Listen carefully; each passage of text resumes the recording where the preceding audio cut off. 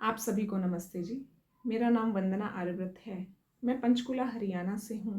पिछले 3 मास से मैं स्वदेशी शंखनाद परिवार के द्वारा संचालित अष्टांग हृदय की कक्षाएं ले रही हूँ।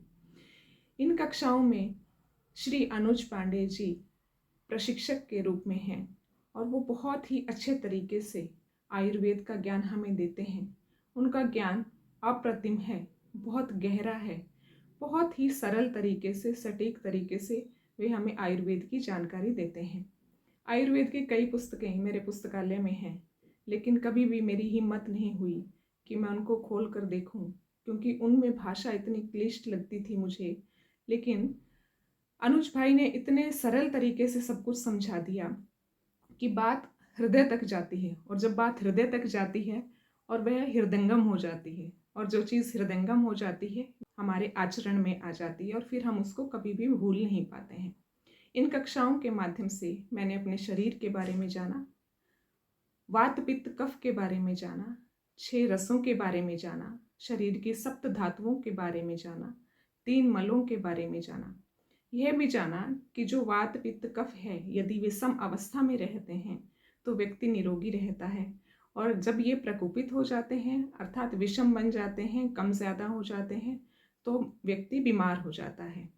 इसके अलावा मुझे कई बार हैरानी होती है कि मनुष्य लाखों वर्षों से इस पृथ्वी पर है, पर वह यह तय नहीं कर पा रहा है कि उसका आहार कैसा हो, उसकी दिनचर्या कैसी हो। परंतु अनुज भाई के सानिध्य में मैंने यह जाना कि हमारी दिनचर्या कैसी हो, हमारी ऋतुचर्या कैसी हो, हमारा आहार विहार कैसा हो, इवन हमारा विचार कैसा हो। उन्होंने बताया कि 2 प्रकार के रोग हैं, एक शारीरिक है और एक मानसिक रोग है। दोनों प्रकार के रोगों की चिकित्सा आयुर्वेद में संभव है। इतने रोचक व सटीक तरीके से उन्होंने जानकारी दी कि मेरी रुचि आयुर्वेद में और भी बढ़ गई है। मेरा मन करता है कि मैं और भी आयुर्वेद के बारे में जानूं। जो भी वीडियो देख रहे हैं उनसे मेरा अनुरोध है कि ये आयुर्वेद की कक्षाएं, अष्टांग हृदय की कक्षाएं अवश्य लें।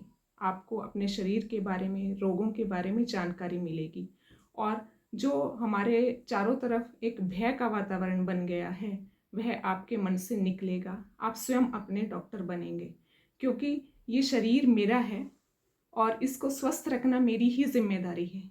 कोई अन्य व्यक्ति मेरी यह जिम्मेदारी नहीं निभा सकता। मुझे यह जिम्मेदारी अपनी खुद से निभानी पड़ेगी।